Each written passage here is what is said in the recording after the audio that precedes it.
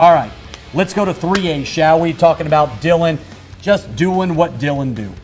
Yes, but interesting, like you said, we had some matchups where we had local teams, some rivalries that actually got to be replayed here when it matters most in the playoffs. Dillon, second team, good defense like they had last season. Not as good as last season, but still in typical Dillon fashion. Marlboro, though, building some momentum. Could they come in and make some noise? That was a question because Dillon is the standard, I feel. This is a rivalry game, too. You got to remember that these two teams, this is one of the biggest games of the year for both these clubs. They played earlier in the season. Marlboro County jumped out on Dillon early in that one. Dillon would storm back to win it. So, you know, the Bulldogs had a feeling they could compete with the Wildcats.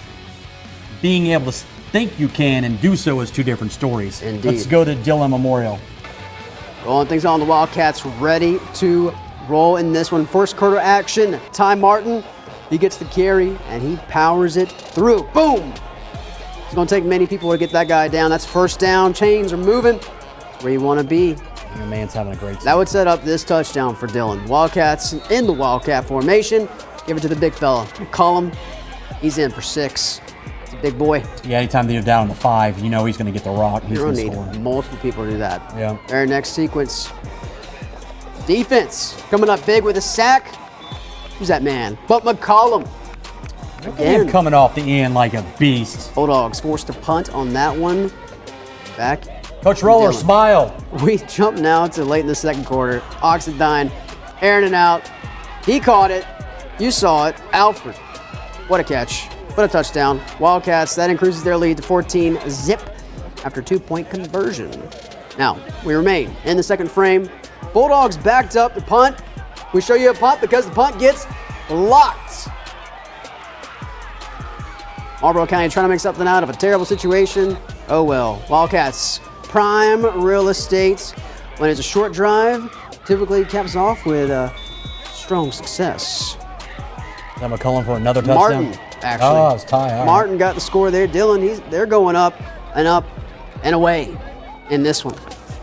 Your final, They cruise.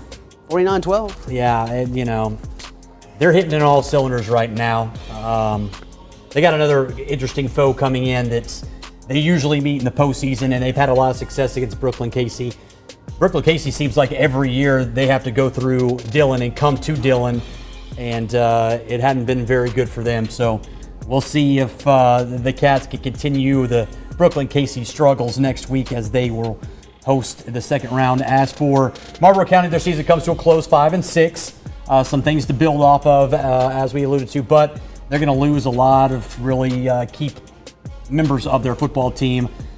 Tom Bird's gone. I believe Chambers, the receiver, he's gone as well. So they're going to have to kind of reload a little bit. But they've got some young talent coming up. So we'll see what next year has in store for those Bulldogs from Bennettsville. All right.